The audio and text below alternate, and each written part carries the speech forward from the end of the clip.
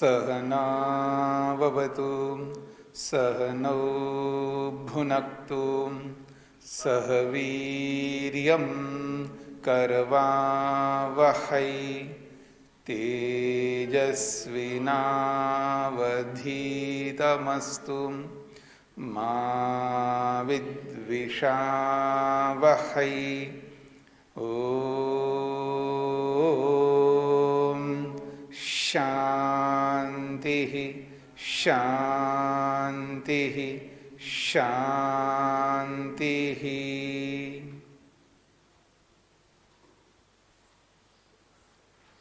न्याय दर्शन की 33वीं कक्षा है। प्रथम अध्याय के द्वितीय आहनिक के 6 सूत्र पूरे किए हैं। प्रसंग है हेत्वाभासों का। 5 प्रकार के हेत्वाभास बताए हैं। सविचार, विरुद्ध, प्रकरण सम, साध्य सम और कालातीत। तो उनमें से 2 हेत्वाभास आपने पूरे किए हैं, सविचार और विरुद्ध। तीसरा जो हेत्वाभास है ये है प्रकरण सम। तो प्रकरण सम को प्रकरण सम हेत्वाभास क्यों कहते हैं तो स्पष्ट कर रहे हैं। यस्मात् प्रकरण चिंता स निर्णयार्थम अपदिष्टः प्रकरण समः। यस्मात् प्रकरण चिंता, जिससे प्रकरण की चिंता होती है, यानी जो प्रतिज्ञा करते हैं ना, कोई प्रतिज्ञा की है और उस प्रतिज्ञा को लेकर के प्रकरण प्रारंभ होता है। यस्मात् प्रकरण चिंता का अर्थ है जिससे प्रकरण प्रारंभ होता है। तो किससे प्रकरण प्रारंभ होता है? जो प्रतिज्ञा की जाती है कि किसी भी वस्तु की सिद्धि में, वहां से प्रकरण प्रारंभ होता है। बल्कि आप ये भी कह सकते, जब किसी भी वस्तु के बारे में संशय होता है वहीं से प्रकरण प्रारंभ शुरू हो जाता है कि मेरे सामने जो वस्तु है ये वस्तु नित्य है, अनित्य है, या ये है या नहीं है, ये उचित है या अनुचित है। जो भी वस्तु हमारे सामने दिखाई दे और उस पर हमारा जब निर्णय नहीं होता, प्रमाण के अनुरूप हमारे सामने निर्णय नहीं दिखता, तो वह संशय उत्पन्न होता है और उसी संशय से प्रकरण प्रारंभ होता है। तो कहा जा रहा है यस्मात् प्रकरण चिंता, जहां से प्रकरण प्रारंभ होता है और उस प्रकरण में चिंता होने लगती है। चिंता का मतलब है अनेक समीक्षाएं। ये ऐसा तो नहीं है, ये ऐसा तो नहीं है, ये ऐसा तो नहीं है। तो अनेक कारण प्रस्तुत होते हैं। तो अनेक कारणों का प्रस्तुत होना ही चिंता है। यहाँ पर चिंता का मतलब जो लोक में प्रचलित चिंता, वो चिंता नहीं है। चिंता का मतलब है अनेक कारणों की उपस्थिति। जब किसी वस्तु के बारे में संशय उत्पन्न होता है तो वह अनेक कारणों की उपस्थिति होती है कि ये ऐसा तो नहीं है, ये ऐसा तो नहीं है, ये ऐसा तो नहीं है। तो इस प्रकार के अनेक कारणों की जो उपस्थिति है वही चिंता है। तो जिससे प्रकरण की चिंता प्रारंभ होती है, जिसको लेकर के प्रकरण प्रारंभ होता है, स निर्णयार्थम अपदिष्टा, उसी को निर्णय के रूप में बताना। जिससे प्रकरण प्रारंभ होता है उसी को निर्णय के रूप में प्रस्तुत करना। तो जैसे प्रतिज्ञा की है किसी ने, उसी प्रतिज्ञा को लेकर के ही तो प्रकरण प्रारंभ हो रहा है और उसी प्रतिज्ञा को हेतु के रूप में वापस बताना। ये है प्रकरण सम नामक हेत्वाभास है। जो प्रतिज्ञा की जाती है, किसी वस्तु के बारे में जो प्रतिज्ञा हम करते हैं और उस प्रतिज्ञा को करके उसी प्रतिज्ञा को ही हेतु के रूप में वापस प्रस्तुत कर रहे हो, तो जिससे प्रकरण प्रारंभ हो रहा है, आपने प्रतिज्ञा की है, उसी प्रतिज्ञा से तो प्रकरण प्रारंभ हो रहा है। उसको सिद्ध करना है ना। प्रतिज्ञा कब करता है व्यक्ति? उसको सिद्ध करने के लिए प्रतिज्ञा करता है और उसी से प्रकरण प्रारंभ हो जाती है। तो प्रकरण जब प्रारंभ होता है और उसी प्रकरण को आप हेतु के रूप में प्रस्तुत नहीं कर सकते, जो प्रतिज्ञा करते हो उसी को आप हेतु के रूप में प्रस्तुत नहीं कर सकते हो ना, ये कहना चाह रहे हैं।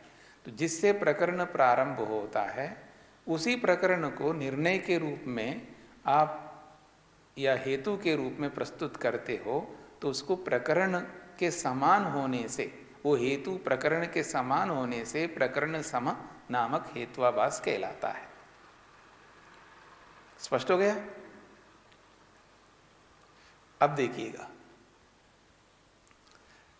विमर्श अधिष्ठानो पक्ष प्रतिपक्षौ उभौ अनवसितौ प्रकरण। प्रकरण क्या है जी? तो कह रहे हैं विमर्श अधिष्ठानो, संशय का आधार होते हैं। विमर्श अधिष्ठानो, संशय के आधार वाले हैं। कौन? पक्ष प्रतिपक्ष, पक्ष और प्रतिपक्ष। तो विमर्श रूपी संशय के आधार वाले उभौ पक्ष प्रतिपक्ष, दोनों पक्ष और प्रतिपक्ष हैं। और वो कैसे हैं? अनवसितो, अनिर्णित है। तो संशय के आधार वाले अनिर्णित जो पक्ष प्रतिपक्ष हैं उनको प्रकरणम, प्रकरण कहते हैं। स्पष्ट है? तस्य चिंता, तस्य प्रकरणस्य चिंता, उसी प्रकरण की चिंता। अब वो चिंता को स्पष्ट कर रहे हैं, क्या है वो चिंता? तो कहते हैं विमर्शात् प्रवृत्ति प्रांग निर्णयात् समीक्षणम। विमर्शात् प्रवृत्ति, संशय से प्रारंभ करके, निर्णयात् प्राग, निर्णय से पहले तक जो समीक्षणम, जो समीक्षा हो रही होती है, उस समीक्षा को ही प्रकरण कहते हैं। समीक्षा किससे हो रही है जी? कारणों से। अलग अलग कारण उपस्थित होते हैं ना, ये ऐसा है क्या, ये ऐसा है क्या, ये ऐसा है क्या, जो जो कारण प्रस्तुत करते जा रहे हो उन कारणों की जो समीक्षा है, यही तो प्रकरण है। स्पष्ट हो गया जी? उसी को यहां पर चिंता के रूप में प्रस्तुत किया है, उस प्रकरण की चिंता। स्पष्ट हो रहा है? नहीं हुआ? देखिएगा, यहां पर बोला है, पहले प्रकरण को आपको समझना, प्रकरण क्या चीज है। तो उन्होंने कहा है संशय के आधार वाले पक्ष और प्रतिपक्ष। किसी वस्तु के विषय में संशय हो रहा है तो उस संशय के आधार वाले दो पक्ष हो गए, एक पक्ष एक विपक्ष, पक्ष और प्रतिपक्ष। ये संशय के आधार वाले हैं। संशय हुआ तभी पक्ष प्रतिपक्ष हो रहा है ना। अगर संशय नहीं हुआ तो एक ही पक्ष होता, निर्णय होगा वो। संशय है इसलिए दो पक्ष बन रहे हैं। उस वस्तु को ध्यान में रख करके संशय हुआ तो संशय के कारण से दो पक्ष बन गए, तो संशय आधार वाले पक्ष प्रतिपक्ष हो गए। और वो कैसे हैं? अनवसितो, अनिर्णीत है। वो दोनों पक्ष कैसे हैं? अनिर्णीत है। निर्णय नहीं हुआ ना किसी भी पक्ष का, तो अनिर्णीत पक्ष प्रतिपक्ष जो कि संशय आधार वाले हैं। तो ऐसी परिस्थिति को प्रकरण कहते हैं। स्पष्ट हो गया? अब तस्य चिंता, और उसी प्रकरण की चिंता होगी आगे। अब चिंता क्या चीज है उसको समझा रहे हैं कि विमर्शात् प्रवृत्ति, संशय होने से लेकर के प्राग निर्णयात, निर्णय होने से पहले तक, यानी संशय से लेकर के निर्णय तक जो बीच में जो आप कारण उपस्थित करते जाते हो और उन कारणों से समीक्षा करते हैं ना कि आप ऐसा कह रहे हो तो ये होगा, अगर ये कारण नहीं है तो ये कारण होना चाहिए, ये उदाहरण होना चाहिए, इसका ये समाधान है, जो भी आप कारण प्रस्तुत करते रहते हैं, ये समीक्षा है। और इसी समीक्षा को यहां पर चिंता बोला है। अब स्पष्ट हो गया। सा जिज्ञासा, सा जिज्ञासा यत्कृता, वो जो जिज्ञासा जिस संशय को लेकर के हो रही है, वो जो जिज्ञासा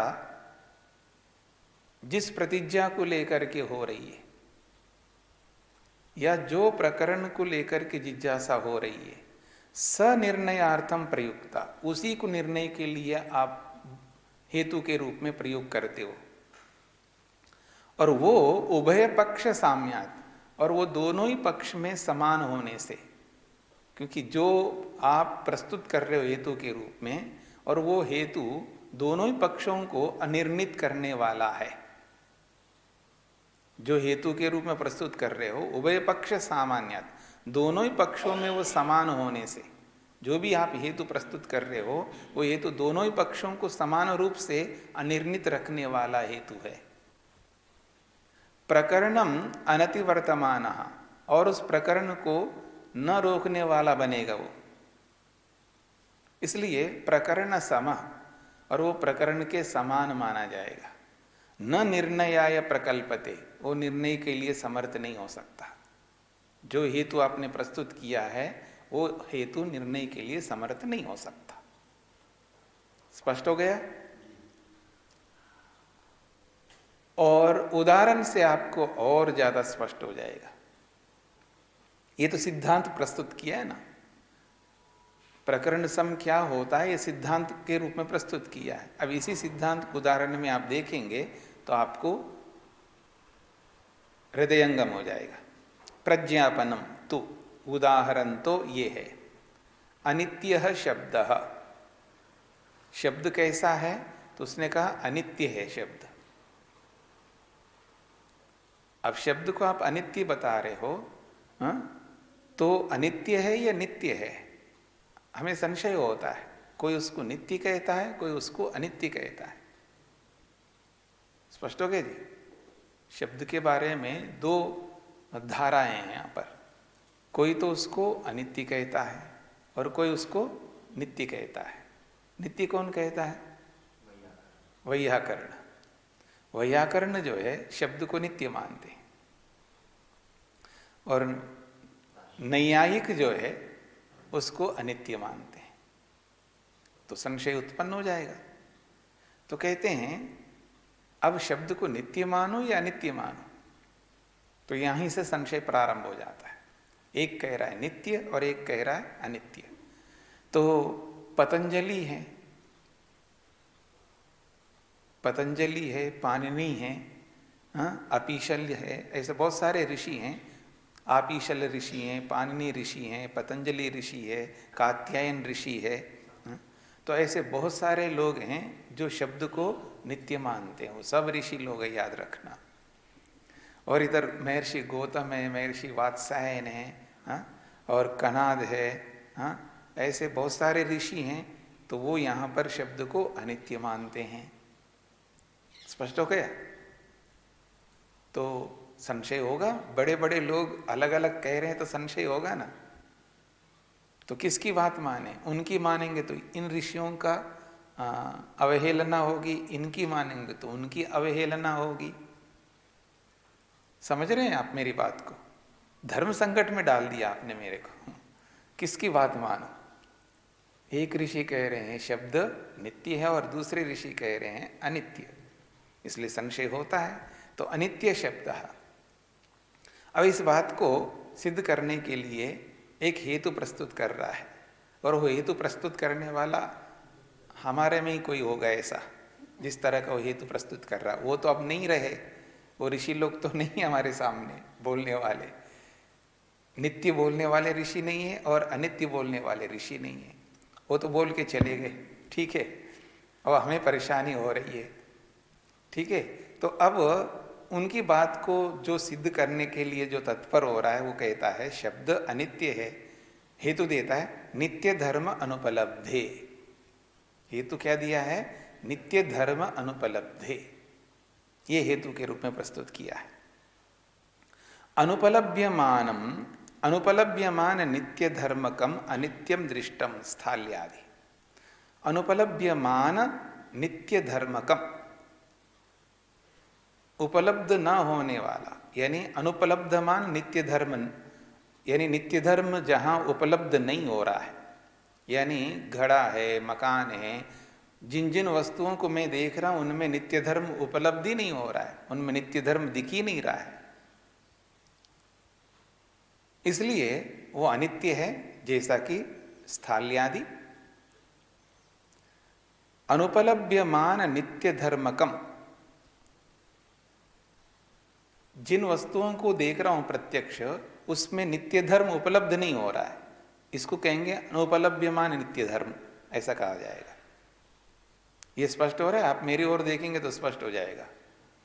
आप घड़ी को देखो, टेबल को देखो, कुर्सी को देखो, आसन को देखो, इसमें आपको नित्य धर्म दिख रहा है?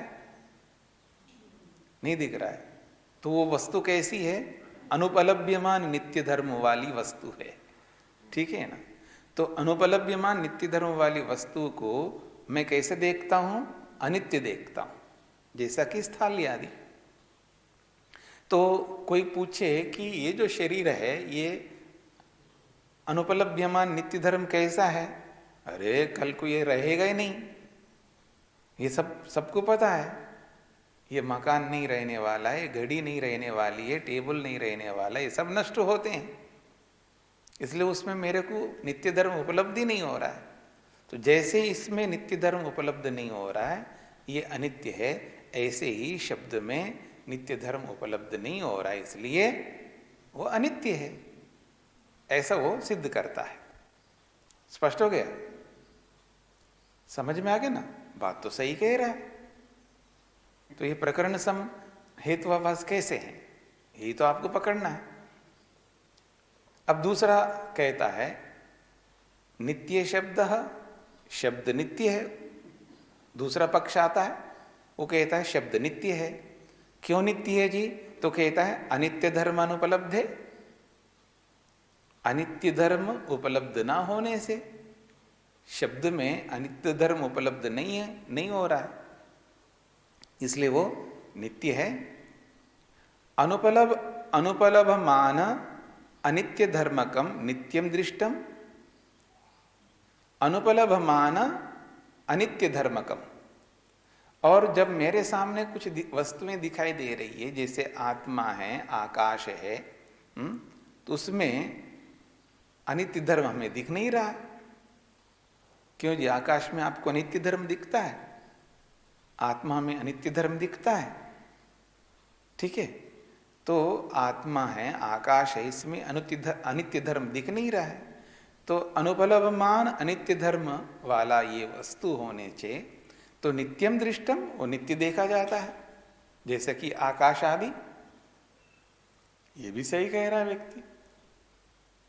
तो दोनों सही कह रहे हैं तो समस्या क्या हो रही है यहां पर? स्पष्ट हो गया आप लोगों को? समझ में आ गया सबको? प्रकरण सम क्या हो रहा है पता लग रहा है? आपको पता लग रहा है प्रकरण सम क्या होता है?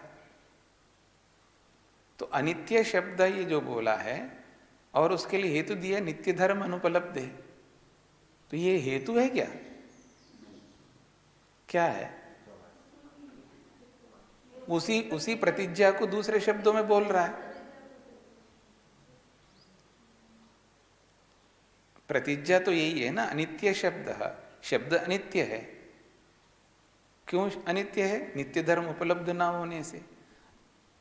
यही तो सिद्ध करना है। जिसको सिद्ध करना है उसी को हेतु के रूप में कैसे प्रस्तुत कर सकते हो? ठीक है।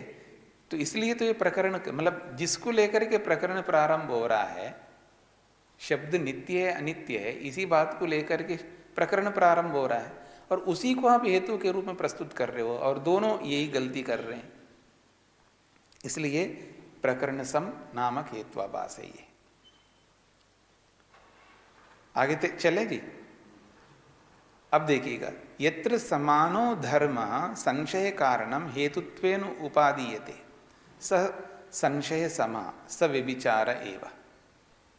यत्र जहाँ समानो धर्म संशय कारणम, संशय का कारण समान धर्म जहाँ पर होता है, संशय कारणम समान धर्म, संशय को उत्पन्न करने वाला समान धर्म, उसी समान धर्म को हेतुत्वेन उपादीयते, उसी समान धर्म को हेतु के रूप में जब दिया जाता है तो वो सह, और वो जो हेतु के रूप में प्रस्तुत किया है वो संशय समा, वो संशय के समान है।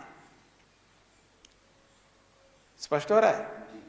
इसलिए वो सव्यभिचार नामक हेत्वाभास कहलाएगा। सव्यभिचार में यही तो हुआ, समान धर्मों को ही तो हेतु के रूप में वहां पर प्रस्तुत किया था, सव्यभिचार नामक। स्पष्ट हो गया? या तो विमर्शस्य विशेषापेक्षिता उभय पक्ष विशेष अनुपलब्धिश्च स प्रकरणम प्रवर्तयति। या तो विमर्शस्य विशेषापेक्षिता, जो तो विमर्शस्य, विमर्श के अर्थात संशय को या संशय के विशेषापेक्षिता, उस संशय को दूर करने के लिए विशेष धर्म की अपेक्षा है। जो तो संशय को दूर करने के लिए एक विशेष धर्म की अपेक्षा है वहां पर।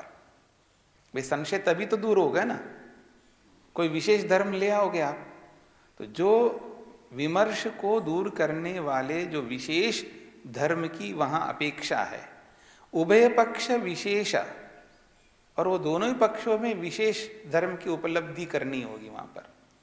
जो शब्द को अनित्य मान रहा है तो वहां अनित्य को सिद्ध करने के लिए सामान्य धर्म आप नहीं ला सकते, उसको विशेष धर्म ला करके तो सिद्ध करोगे आप।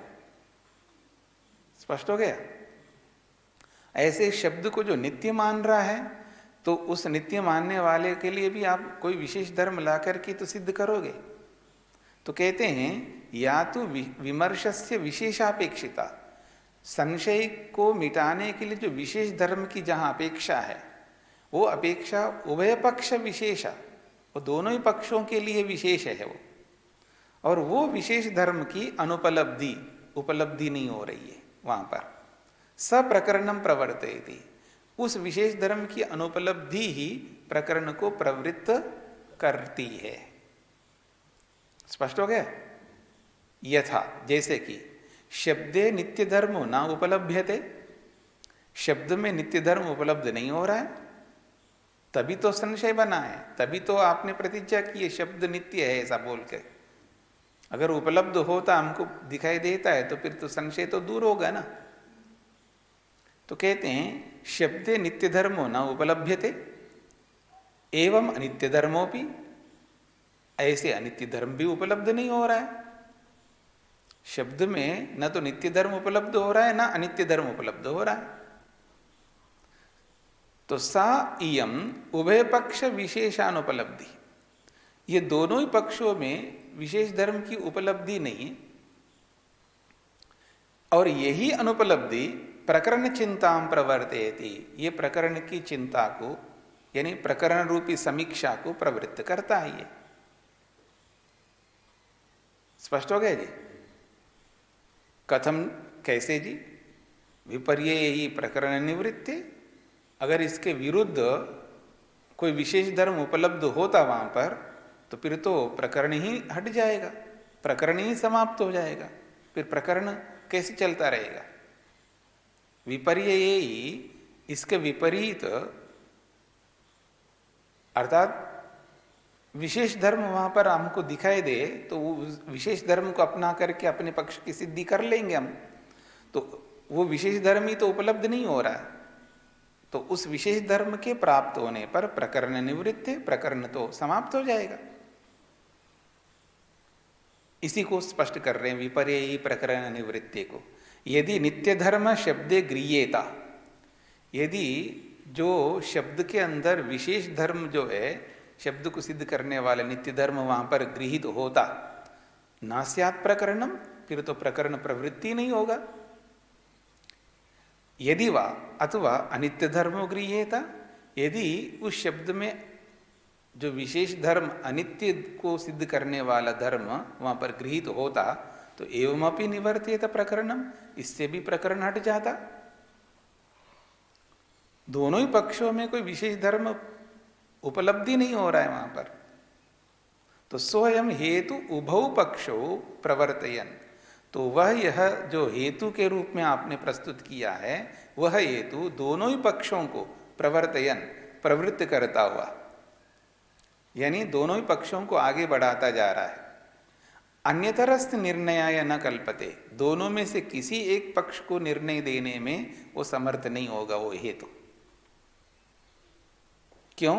क्योंकि वो प्रकरण के समान है। जिस कारण से संशय हो रहा है था, तो हेतु को जो आपने प्रस्तुत किए उससे भी संशय बना रहता है ना, उससे भी संशय की दूर नहीं हो रहा है ना, इसलिए वो प्रकरण सम है। स्पष्ट हो गया आप सब लोगों को? आगे बढ़े तो ये है प्रकरण सम नामक हेत्वाभास।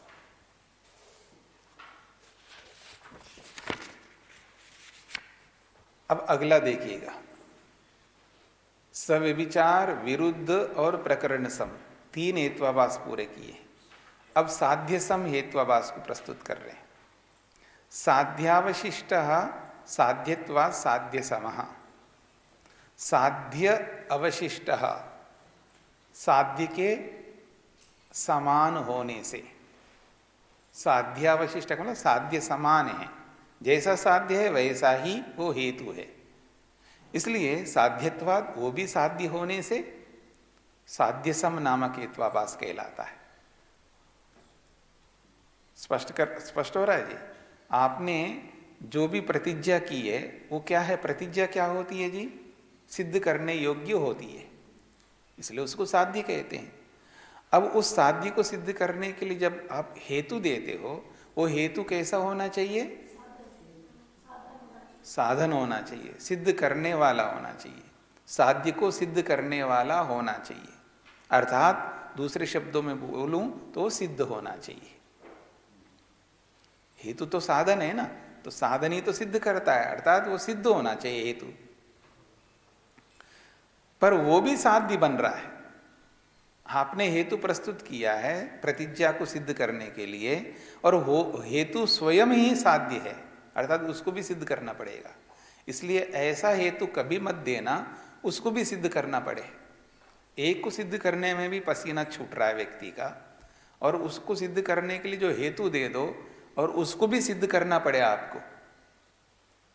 स्पष्ट हो रहा है? ऐसा हेतु मत देना। इसलिए वो स्वयं साध्य होने से हेतु ऐसा हो जो सिद्ध होना चाहिए, साधन के रूप में होना चाहिए, और वो हेतु भी सिद्ध करने योग्य बन जाए तो बहुत मुश्किल हो जाएगा, क्योंकि पहले उस हेतु को सिद्ध करो, फिर उसके बाद फिर साध्य को सिद्ध करना पड़ेगा, तो दो मेहनत करना पड़ेगा आपको। एक को सिद्ध करने के लिए जो मेहनत करना पड़ेगा, उसके अतिरिक्त दूसरे को आप ला करके अपने हाथों से ही फिर उसको सिद्ध करने में आपको सारी शक्ति लगानी पड़ेगी। स्पष्ट हो रहा है ना? एक लक्ष्य की पूर्ति तो कर नहीं पा रहा है आदमी, अब दूसरे को भी सामने खड़ा कर दिया है लक्ष्य के रूप में, अब दोनों को सिद्ध करने में जीवन ऐसे झोंक देगा, न राम मिला और न माया मिला, वो वाली स्थिति। ऐसे ही बोलते हैं ना, न माया मिली न राम मिला। इसका मतलब समझते हैं क्या होता है? राम तो मुक्ति है, राम तो क्या है? यहाँ पर मुक्ति है, मोक्ष है, निश्रेयस है, और माया क्या है? भोग है। माया क्या है? यहाँ पर भोग है। तो ना राम मिला ना माया मिला, या यूं कहो ना माया मिली ना राम मिला, तो वो वाली स्थिति हो जाएगी। एक को सिद्ध करने में ही पसीना छूट रहा है, वही सिद्ध नहीं कर पा रहे हैं। और उसको सिद्ध करने के लिए जिसको आप सहारा लेकर के, जी मेरा काम ये करेगा जी पूरा, मैं तो नहीं कर पा रहा हूं, अब मेरे काम को ये करेगा पूरा। और वो ऐसे आदमी को पकड़ कर लाए हो आप, कमजोर आदमी, हाँ, अब उसको पालने पोषने में शक्ति लग रही है, वो मेरा काम नहीं कर रहा है, मेरे को उसका काम करना पड़ रहा है। और ऐसी कमी हम लोग किया करते हैं, ऐसे ही करते रहते जीवन में कई बार। तो वही वाली बात है यहाँ पर, साध्यावशिष्ट, जो साध्य के समान है ऐसा हेतु, हेतु के लिए बोला जा रहा है। साध्यावशिष्ट किसका विशेषण है? हाँ, हेतु, वही तो हेतु का विशेषण है ना। साध्यावशिष्ट वो हेतु का विशेषण है, अर्थात हेत्वाभास का विशेषण है। इसलिए वो साध्यत्वाद, वो स्वयं साध्य होने से साध्य सम नामक हेत्वाभास कहलाएगा। अब आइए उदाहरण पर, द्रव्यम छाया इति साध्यम, छाया द्रव्यम, द्रव्यम छाया इति साध्यम का मतलब इसको उल्टा करके देखो, यही संस्कृत की विशेषता, याद रखिएगा। संस्कृत की विशेषता है। इसी तरह आपको, ये तो एक बहुत छोटा सा उदाहरण है, और भी आप देख सकते हैं। आप सारे मंत्रों को देख सकते हैं ना, आप सारे श्लोकों को देख सकते हैं, और तो और सूत्रों को भी देख सकते हैं आप। क्या बोला है जी मैंने? जब मंत्र आप देखते हैं तो मंत्र में क्या विशेषता है? भाषा विज्ञान की विशेषता है। वहां पर, वहां आपको एक वाक्य बनाना पड़ता है जिसका नाम रखा है अन्वय। ठीक है ना? अन्वय किसको करना पड़ता है? इसको वो भाषा नहीं आती है। स्पष्ट हो रहा है ना? अन्वय व्यक्ति वही करता है जिसको वो भाषा नहीं आती है, और जिसको भाषा आती हो ना, उसको अन्वय करने की आवश्यकता नहीं पड़ती है। वो जैसा बोला जा रहा है वैसे समझ में आता है। नहीं पकड़ में आया आपको? पूरा पकड़वा देता हूं मैं। ठीक है जी। जब आप हिंदी में बोलते हैं तो जो आदमी बोल रहा है, जैसा बोल रहा है वैसे समझते जाते हैं। इसका ये मतलब होता है, ये शब्द है, इसका ये अर्थ है, ये शब्द इस शब्द के साथ जुड़ेगा, ऐसा थोड़ा आप लगा लगा करके समझते हैं। वो तो आप सीधा सीधा समझते जा रहे हैं। और वही संस्कृत बोले तो कोई, तो फिर आप क्या करते हैं? तो फिर वो आप उसको समझने के लिए फिर बहुत कुछ यत्न करते हैं, आप फिर जोड़ते हैं। इसका ये मतलब होता है, ये इसके साथ जुड़ता है, ये उसके साथ जुड़ता है। स्पष्ट हो गया?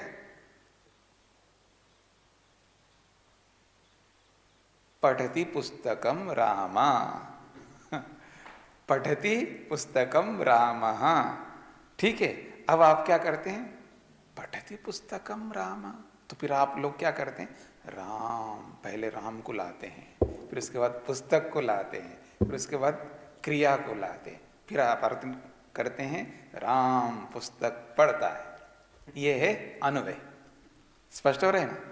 तो ऐसे ही यहाँ एक छोटा सा वाक्य है, द्रव्यम छायेति साध्यम। अगर इसको सीधा सीधा अनुवाद करो, द्रव्य छाया है। ठीक है जी। तो आप ऐसा भी कह सकते हैं छाया द्रव्य है, ऐसा भी कह सकते हो। तो द्रव्यम छाया इति, एक आदमी कहता है ये जो छाया है इसको द्रव्य मानता है, अर्थात वस्तु मानता है, इसका अस्तित्व मानता है, इसकी विद्यमानता मानता है। छाया भी कोई वस्तु है ये मानता है। स्पष्ट हो गया? और हेतु क्या दे रहा है? गतिमत्वाद इति हेतु। तो गति वाली होने से ये हेतु दिया है, क्योंकि छाया में गति होती है, उसका ये कहने का अभिप्राय है। तो कहते हैं साध्येन अविशिष्टः, और ये जो हेतु दिया है गतिमत्वाद, ये साध्येन अविशिष्टः, साध्य के समान है। ये ये जो हेतु दिया है, विशिष्ट का मतलब है साध्य से विशेष है, और अविशिष्ट का मतलब है समान। साध्य के समान है, जैसे छाया साध्य है, ठीक है ना। जैसा छाया साध्य है, साध्य का मतलब सिद्ध करना बाकी है ना। अभी छाया को हमें सिद्ध करना है, उसके लिए हमें प्रमाण लाने हैं, और ला करके उसको ये द्रव्य है ये सिद्ध करना है। तो जो छाया द्रव्य है या नहीं है इसको सिद्ध करना बाकी है, और आपने हेतु भी ऐसे ले आए, हाँ, उस हेतु को भी सिद्ध करना पड़ रहा है। स्पष्ट हो गया ना। आप एक बात बताइए कि छाया को आपने द्रव्य बनाया है, अब वो तो सिद्ध नहीं है, तो ऐसा हेतु लाया है गतिमत्वात्, तो वो छाया गति करती है, गति करने के कारण से वो द्रव्य, वो भी तो सिद्ध नहीं है। जब छाया है या नहीं है यही तो सिद्ध नहीं है, वो सिद्ध होने के बाद पता लगेगा या गति करती नहीं करती है। स्पष्ट हो रहा है आपको। तो इसलिए ऐसा हेतु मत दो। तो कह रहे हैं साध्येन अविशिष्ट, ये हेतु जो है साध्य के समान है, और साध्य के समान होने से साधनीयत्वा, उसको भी सिद्ध करना पड़ेगा, वो भी साधनीय बनेगा।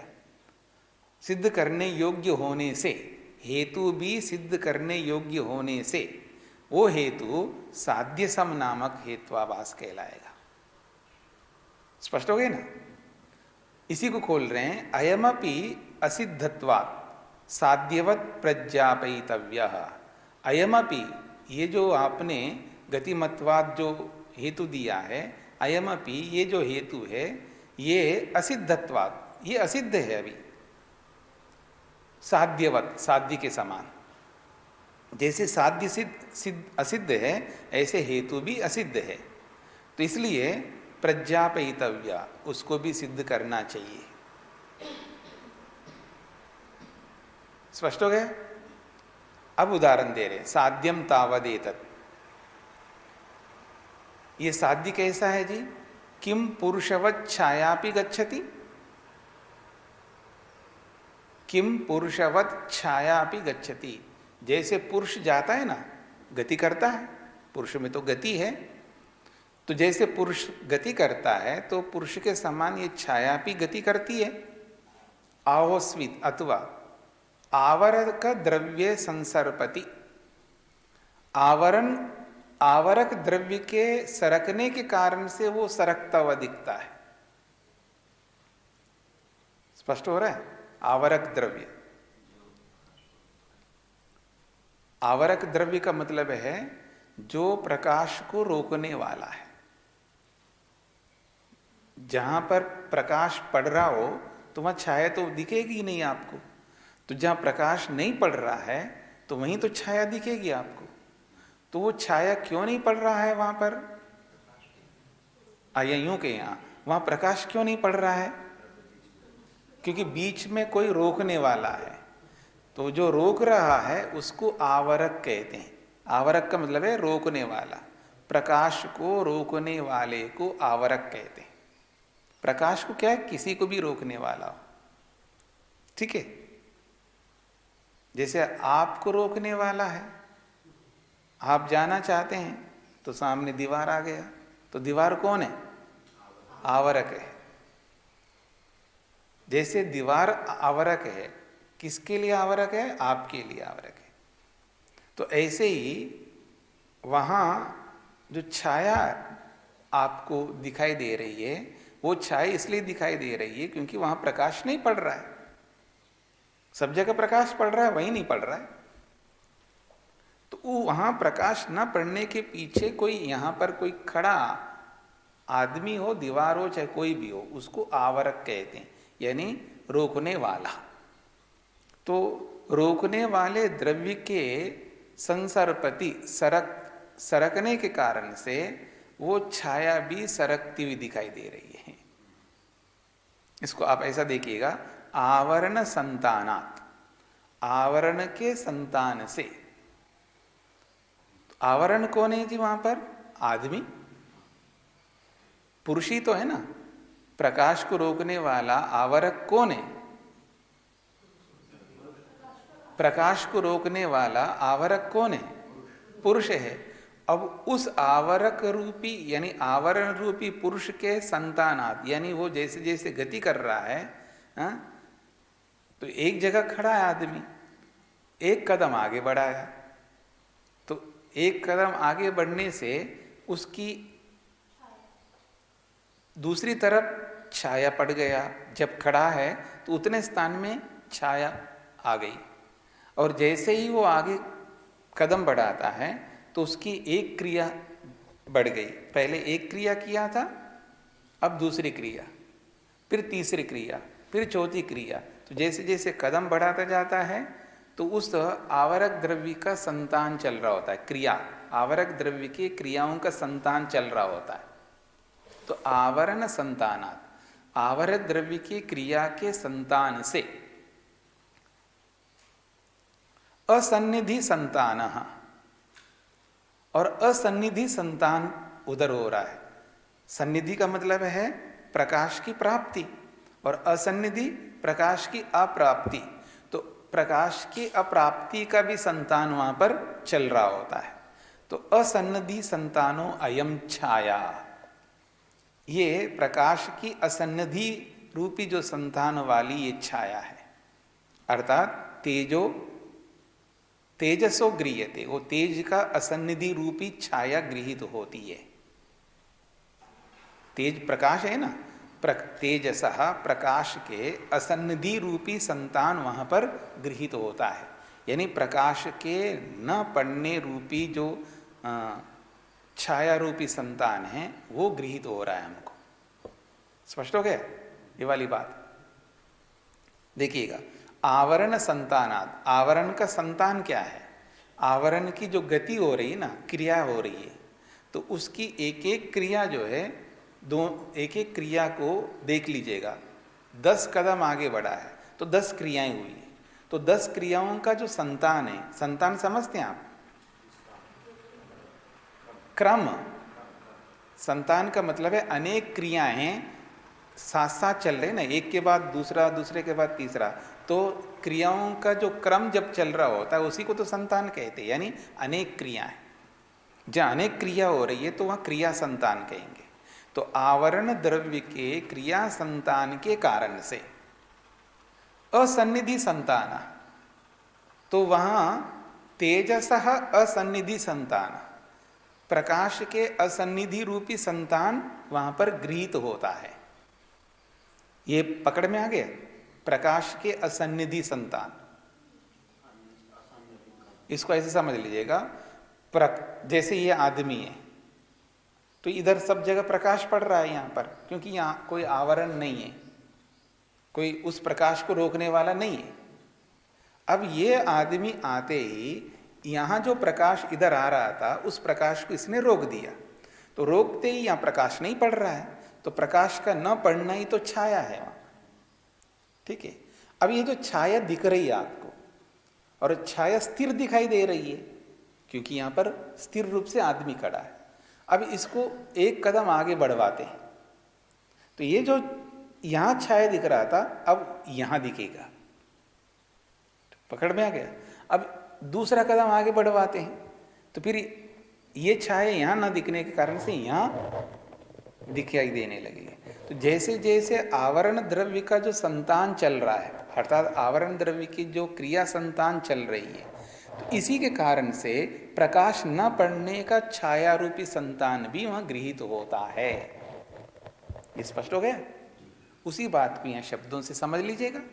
आवरण संतानात, आवरण के संतान से तेजसः असन्निधि संतानो अयम गृह्यते, तेज के असन्निधि रूपी संतान गृहीत होता है।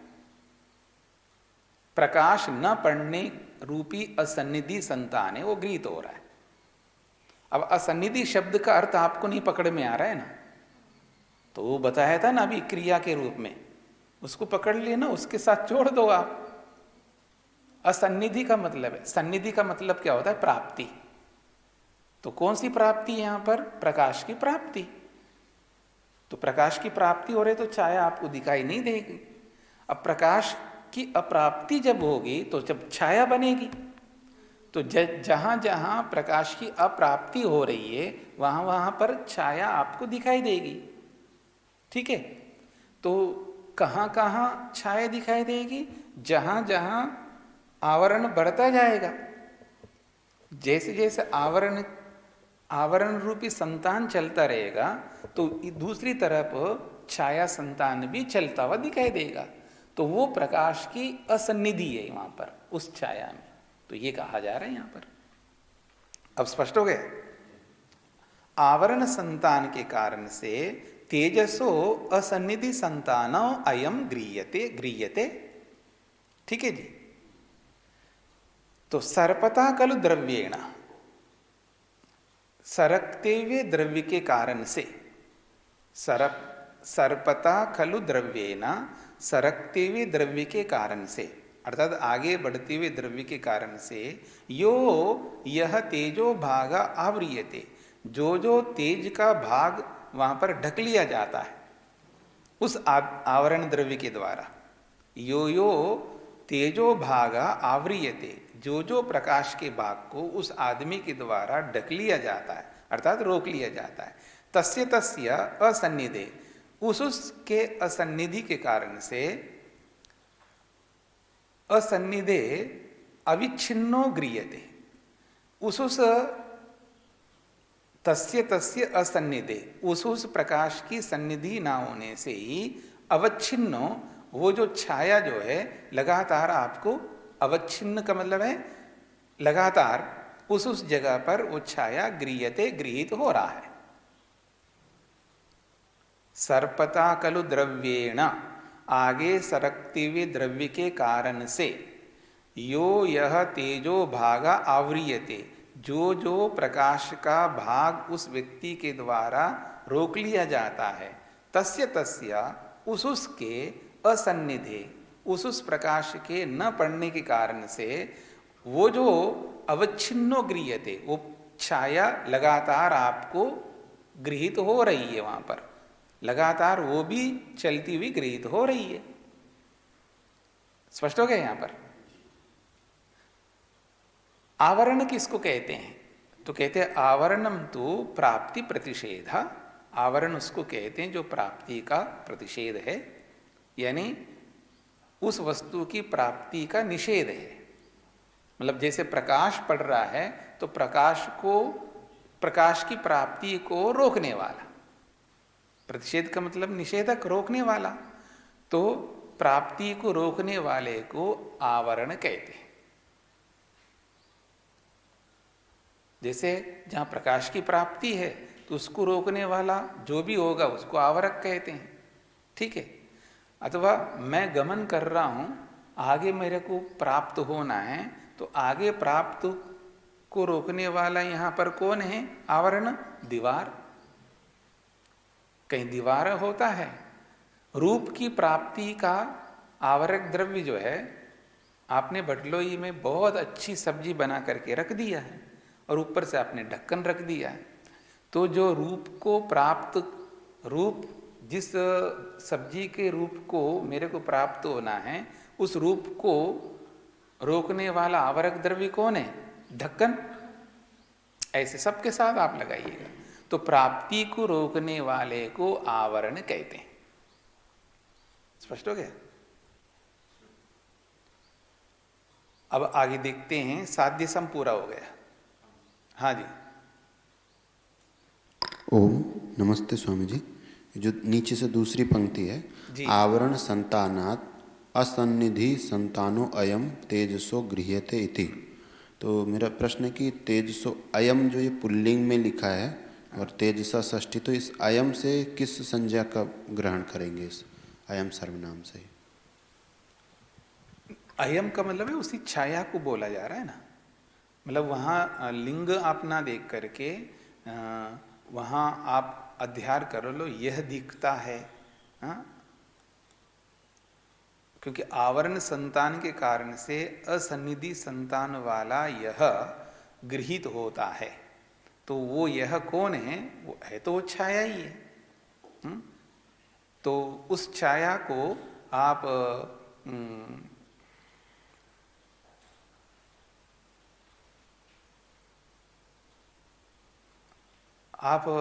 छाया को आप क्या स्त्रीलिंग समझना चाह रहे हैं?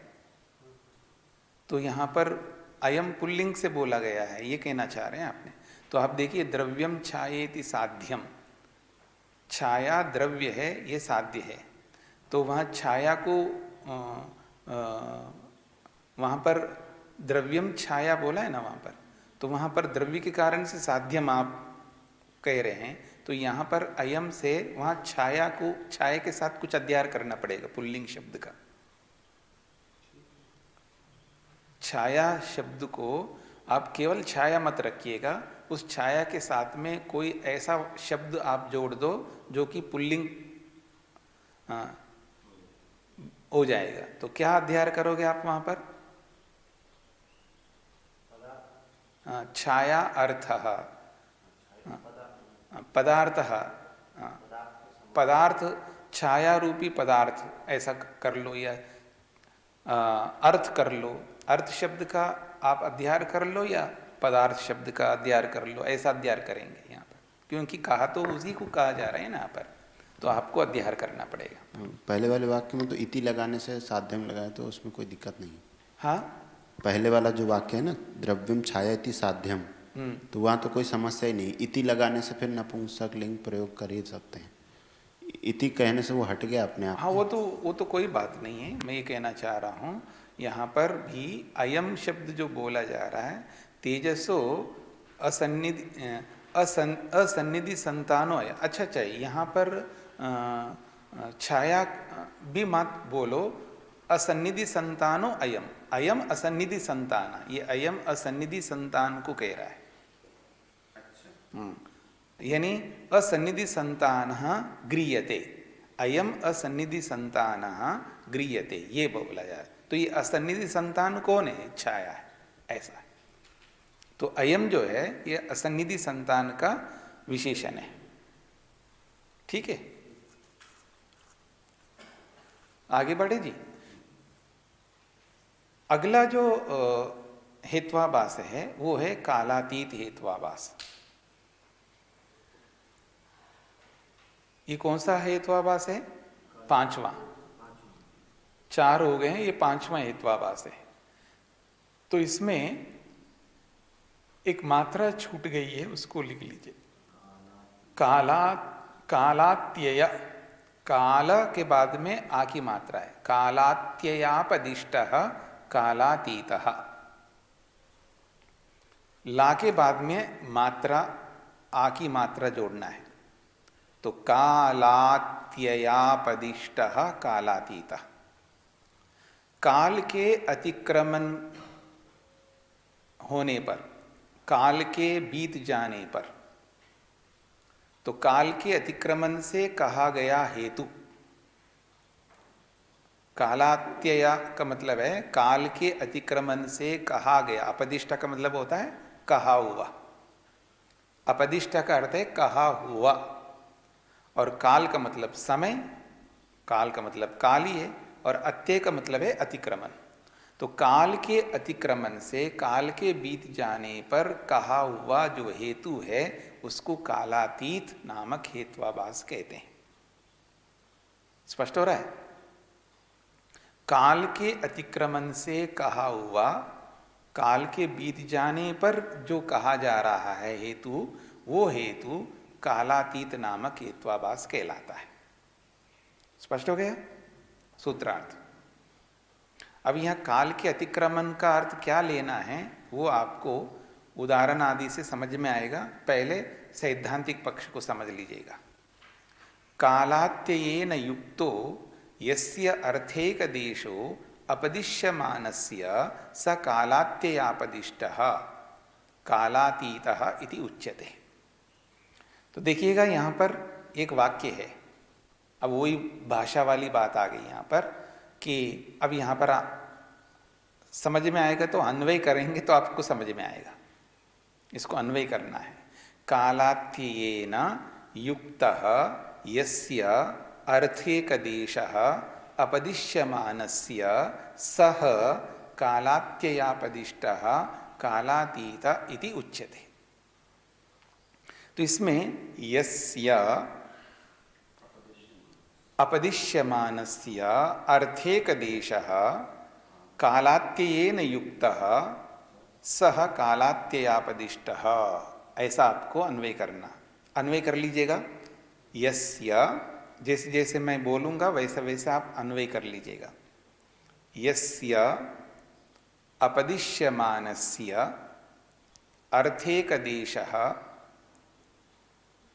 कालात्ययेन युक्तः सह कालात्ययापदिष्टः। स्पष्ट हो गया? अब अर्थ देखिएगा। यस्य अपदिश्यमानस्य, जिस कहे जाते हुए हेतु का या हेतु को, जिस कहे जाते हुए हेतु को, अर्थेक देशः, उसके एक देश को, मतलब उस हेतु के एक देश को, मतलब जिस कहे जाते हुए हेतु है उस हेतु के एक देश को कालात्ययेन, काल के अतिक्रमण से युक्त करके, कालात्ययेन, काल के अतिक्रमण से युक्त करके कहना, सह कालात्ययापदिष्टा, उसको कालात्ययापदिष्ट नामक एत्वाभास कहते हैं। यस्य अपदिश्यमानस्य, यस्य का अर्थ तो आपको समझ में आ जाएगा, ये अपदिश्यमान का विशेषण है यस्य। और अपदिश्य कहते हैं कहने वाला, और अपदिश्यमान से कहने वाले के। तो यहाँ कहने वाला कौन है? हेतु। हेतु के द्वारा कहा जा रहा है। तो कहे जाने वाले जिस अर्थ के एक देश को लेकर के, मतलब जो हेतु कहा जा रहा है उस हेतु के एक अंश को लेकर के काल के अतिक्रमण के द्वारा युक्त करके, काल के अतिक्रमण के द्वारा युक्त करके बताना, कहना, उसको कालात्यय नामक हेत्वाभास कहते हैं। इसलिए कालात्ययापदिष्टा, काल के अतिक्रमण से कहा जा रहा है, इसलिए वो कालातीत नामक हेत्वाभास कहलाता है। पहले वाक्यार्थ को वाक्यार्थ के रूप में समझ लीजिएगा। दिमाग को उदाहरण की ओर ले जाओगे तो आपको समझ में नहीं आएगा। पहले वाक्य के रूप में क्या कहना चाहता है उसको आपको समझना है। इसको कहते हैं सिद्धांत पक्ष। सिद्धांत पक्ष समझते हुए आप व्यवहारिक पक्ष में बुद्धि मत लगाइए। आदमी को कई बार क्यों नहीं समझ में आता है कोई बात, क्योंकि उसको उदाहरण में घटा करके देखने लगता है। जो बात कही जा रही है, जो सिद्धांत बताई जा रही है, वो उस सिद्धांत को सिद्धांत के रूप में नहीं समझने का प्रयत्न कर रहा होता है, वो उदाहरण के रूप में उसको समझने का प्रयत्न कर रहा होता है, इसलिए उसको समझ में नहीं आता। पहले उसको उसी रूप में समझ लो जो बताया जा रहा है।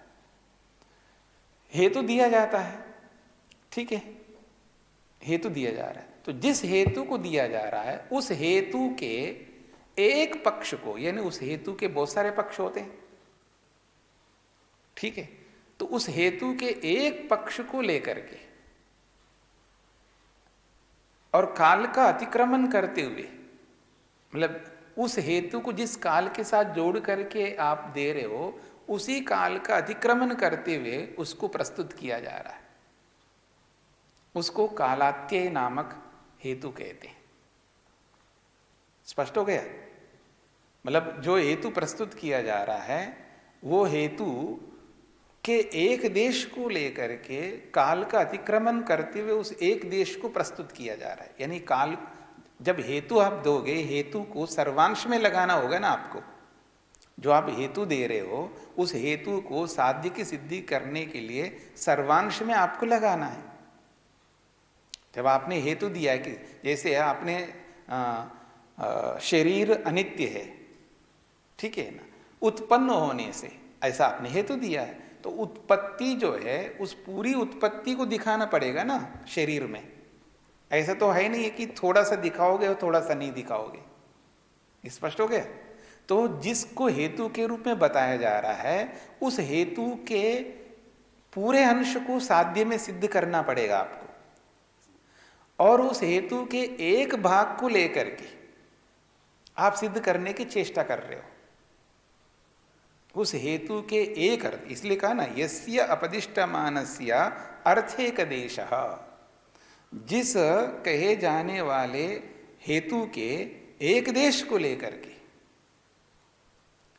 कालात्ययन युक्ता, काल के अतिक्रमण से युक्त होकर के उस हेतु को प्रस्तुत करना किया जा रहा है। काल का अतिक्रमण करते हुए उस हेतु के एक देश को प्रस्तुत कर रहे हो। काल का अतिक्रमण करके उस हेतु को प्रस्तुत कर रहे हो, इसलिए कालातीत नामक हेत्वाभास है।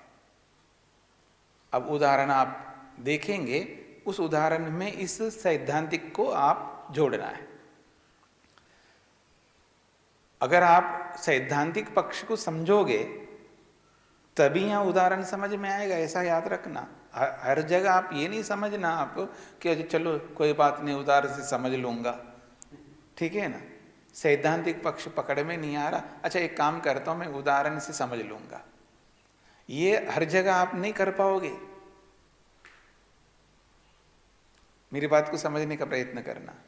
कुछ जगहों पर आप कर लोगे जी, हाँ ये बात चलो उदाहरण से समझ में आएगा, तो जहां उदाहरण से समझ में आएगा वहां तो आएगा, लेकिन हर जगह आप ये समझ लो सैद्धांतिक पक्ष आप समझ नहीं पाए फिर उदाहरण से आप समझ लोगे, ऐसा हर जगह नहीं होगा। वो जगह यहाँ पर आ रहा है, इसलिए पहले यहाँ सैद्धांतिक पक्ष को समझ लो अच्छी तरह, तो भी उदाहरण समझ में आएगा आपको।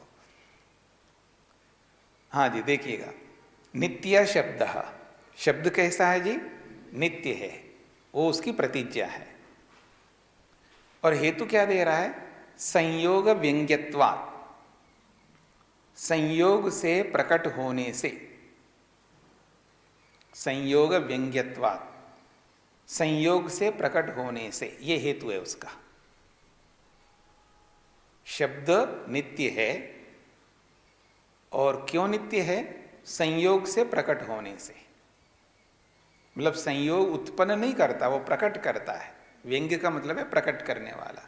संयोग उस नित्य शब्द को प्रकट करता है, रूपवत, रूप के समान।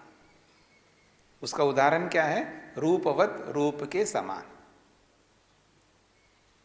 ये प्रतिज्ञा, हेतु और उदाहरण, ये तीनों पकड़ में आ गए आप लोगों को। शब्द नित्य है, ये प्रतिज्ञा है। संयोग से अभिव्यक्त होने से ये हेतु है। रूपवत, ये उदाहरण है। अब इसको समझाया जा रहा है।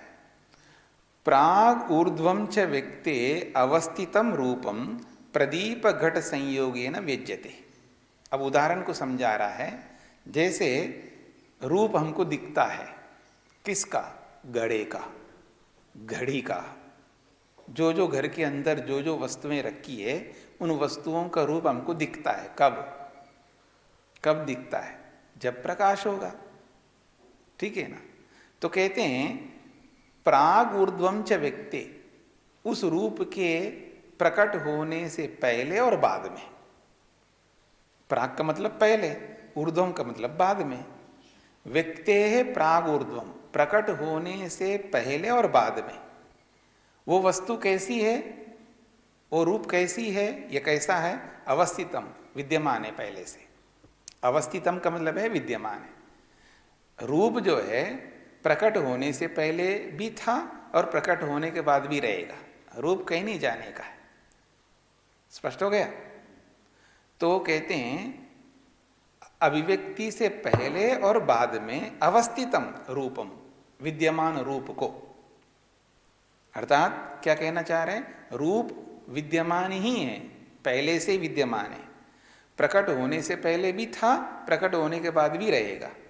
तो व्यक्ते प्राग ऊर्ध्वम अवस्थितम रूपम, अभिव्यक्ति से पहले और बाद में रहने वाले रूप को प्रदीप घट संयोगेन, दीपक और घड़े के संयोग से व्यज्यते, वो प्रकट होता है। स्पष्ट हो गई? अब मेरी ओर देखिएगा। कुछ लोगों को समझ में आया, कुछ लोगों को समझ में नहीं आया, तो भी वो बोलते नहीं है कि मेरे को समझ में आया या नहीं आया। मकान के अंदर घड़ा रखा है, अंधेरा है, बहुत अंधेरा है, अमावस्या की रात है, ठीक है, अंधेरा है, और आप क्या कर लेते हैं कि ये उसमें वो ऐसा स्टोर रूम जैसा है जिसमें बिजली की व्यवस्था आपने नहीं की हुई है, तो आप क्या करते हो, टार्च लेते हो। तो टार्च लेकर के वहां जाते हो। अब उस स्टोर रूम में जो घड़ा है, उस घड़े का रूप है या नहीं है? है? प्रकट तो नहीं है। तो प्रकट होने से पहले भी उस रूप का पहले से है, रूप है उसका, उस घड़े का रूप। और जब बाद में टार्च हटा दोगे उसके बाद भी रहेगा।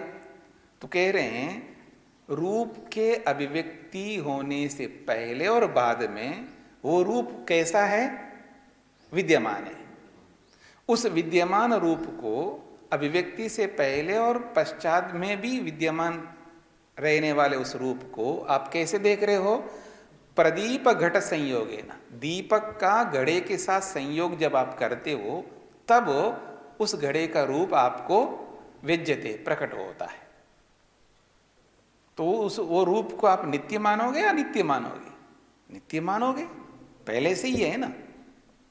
केवल दीपक का घड़े के साथ जब संयोग होता है तब वो रूप प्रकट होता है।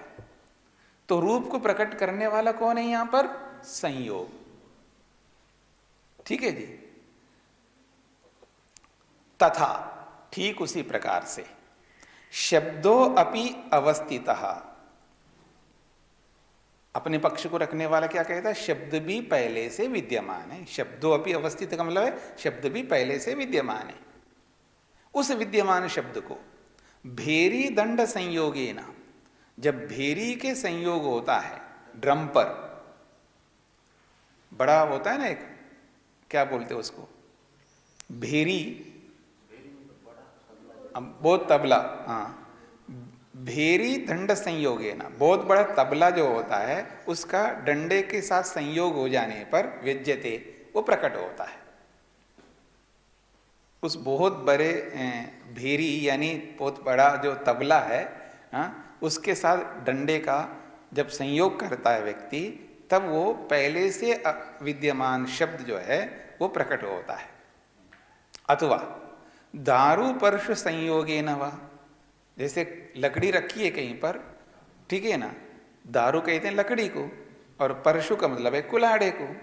जब कुल्हाड़े का लकड़ी के साथ जब संयोग होता है तब वहां पर भी शब्द प्रकट होता है। स्पष्ट हो गया? तो जैसे वहां पर वो है वैसे यहां पर भी है।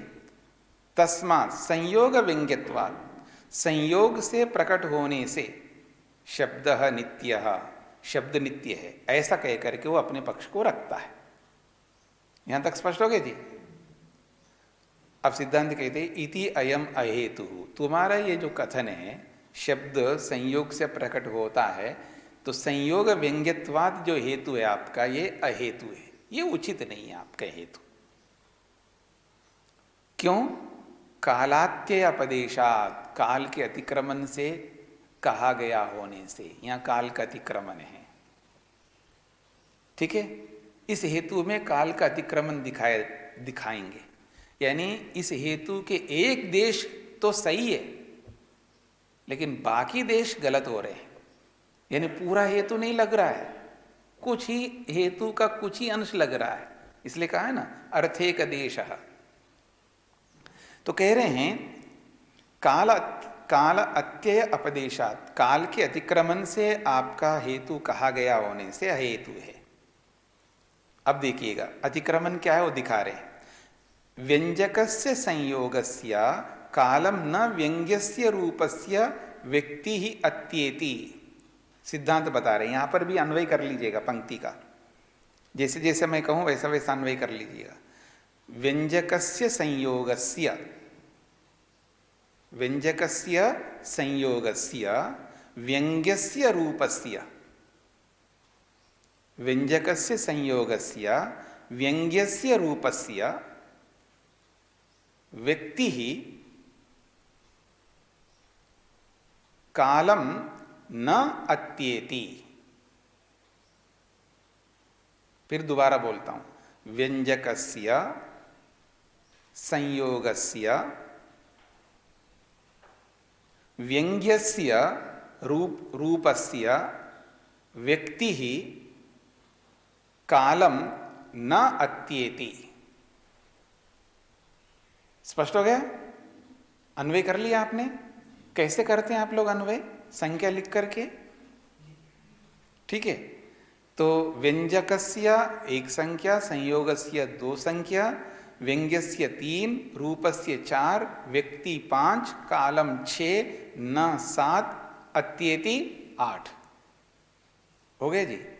अब मेरी ओर देखिएगा, व्यंजक और व्यंग्य, पहले इन दो शब्दों को समझ लीजिएगा।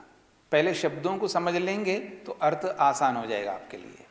व्यंजक और व्यंग्य, व्यंजक का मतलब होता है प्रकट करने वाला, प्रकट करने वाले को व्यंजक कहते हैं, और प्रकट होने योग्य को व्यंग्य कहते हैं। प्रकट होने वाला जो है वो है व्यंग्य, प्रकट होने वाला व्यंग्य और प्रकट करने वाला व्यंजक।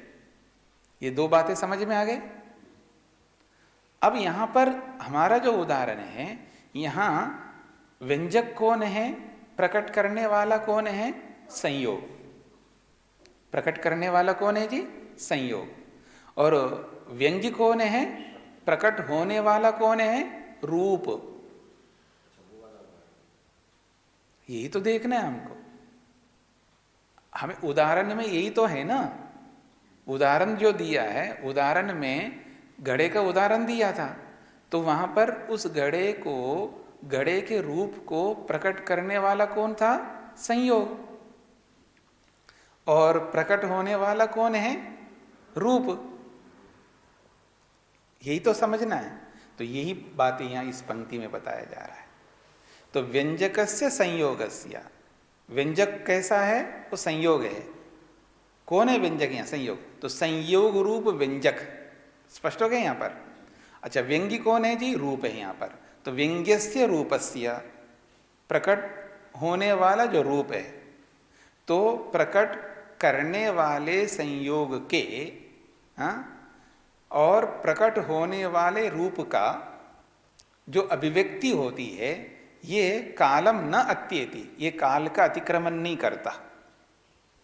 अर्थात जब तक संयोग बना रहता है तब तक रूप दिखाई देने लगता है। पकड़ में आ रहा है ना? प्रकट करने वाले का प्रकट होने वाले रूप के साथ जब तक संयोग रहेगा तब तक रूप दिखाई देने लगता है। तो इस काल का अतिक्रमण नहीं करता। स्पष्ट हो गया ना?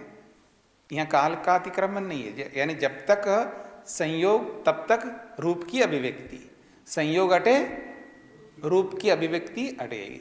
तो यहां यानी कारण जब तक रहेगा कार्य तब तक होता रहेगा। यह स्थिति यहां पर कार्य कारण भाव यहां पर कैसा है? अविनाभावी रूप से है। जब तक कारण है तब तक कार्य दिखाई देने लगा। कार्य कारण के हटते ही कार्य हट जाएगा। हाँ जी, अभिव्यक्ति, प्रकट होना। तो व्यंजक संयोग के, व्यंजक संयोग का प्रकट होने योग्य रूप के साथ जो जुड़ाव है, उसी से अभिव्यक्ति होती है। यह अभिव्यक्ति कालम न अत्येति, काल का अतिक्रमण नहीं करता।